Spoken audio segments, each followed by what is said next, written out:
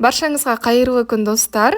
Сіздермен Гүлжанат. Бүгін сіздерге ортасы кішкене ылғалды болып шығатын, қамыры 10 минутта дайындалатын дәмді шоколадты пирогтың рецептін ұсынамын. Видеоны қарамас бұрын менің Instagram парақшама тіркелуді ұмытпа. Қажет ингредиенттердің барлығын видеоның астына жазып қоямын. Бізге сүт, ұн, қопсытқыш, какао, қант, сұйық май, 2 жұмыртқа, сары май және де тұз қажет. Ең алдымен ыдысқа жұмыртқаны саламыз. Оның үстіне қант пен тұзды саламыз. Әппақ болып көпіргенше миксермен жақсылап араластырамыз. Оның үстіне жұмсақ сары майды саламыз. Сары майды ертіп алуға да болады. Жақсылап араластырамыз. Енді сұйық май құямыз. Сүт құямыз. Сүттің температурасы маңызды емес. Тағы да барлығын жақсылап араластырамыз.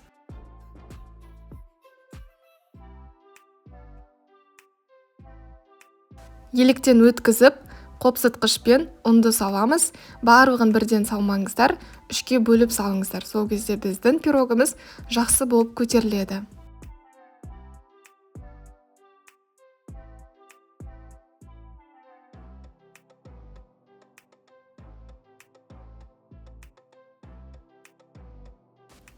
Елекке какаоны салып, оны да бірнеше бөлікке бөліп, осы қамырға салып шығамыз.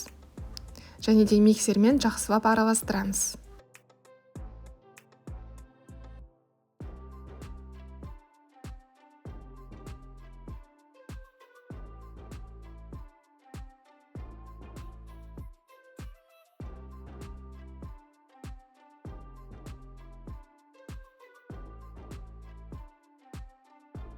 Біздің қамырымыз дайын. Менде форманың диаметрі 22 см.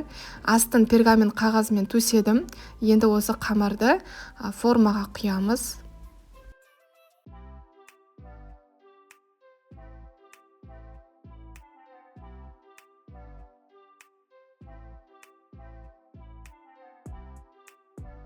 Қызып тұрған пешке саламыз. 160 градуста 50-60 минут пісіреміз. Оның піскендігін ағаш таяқшамен тексеріп аласыздар. Мінеки піскен кезде осындай болып шығады. Мен ағаш таяқшамен тексеріп алдым. Ағаш таяқшамыз құрғақ болып шығу керек, және де жұмсақ болып тұрады. Кейін оны решеткаға салып суытамыз. Әзірше шоколадты глазур дайындаймыз. Шоколадты глазурды дайындау үшін сары май саламыз жаңағы ыдысқа, және де оның үстіне шоколад саламыз. Барлығының грамдары видеоның астында жазылып тұр. Енді осыны алып, біз микроволновкаға салып, немесе газдың үстінде ерітеміз. Еріген кезде осылай су секілді болып шығады. Кішкене суытып қойыңыздар, қоюланады. Одан соң барып, осы шоколадтың, яғни осы пирогтың үстіне құямыз. Пирогтың үстіне құйған кезде менде айналаларына ағып кетпес үшін жаңағы глазур мен формаға салып құям. Бірақ ол міндетті емес, бірден осылай құя берсеңіздер болады. Бірақ ең басты нәрсе, жаңағы шоколадты глазурды толықтай суытып алыңыздар. Қатты сұйық болса, ол жаңағы пирог өзінің бойына шоколадты жай ғана сіңіріп алады, бетінде шоколад қалмай қалады. Ал қою болса, онда әдемі болып көрініп тұрады.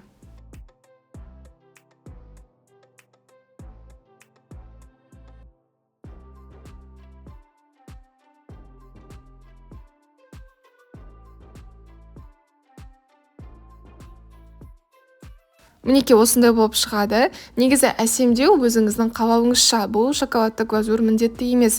Әртүрлі жеміс-жидектермен де әсемдесеңіз болады. Енді осы шоколадты глазурдың үстін мен шоколадты жолақтармен сызып шығамын. Ол үшін кондитер қапшығына шоколад саламын. Жай ғана шоколадтың өзін салдым, және де ыстық суда ерітіп алдым. Бұл рецепт негізі менің каналымда бар. Төменге видеоға ссылка қалдырам, толықтай қарағыларыңыз келсе. Мінеки шоколад, ертілген шоколад, жай ғана соны үстіне жолақтар жасап шығамын әдемілік ретінде.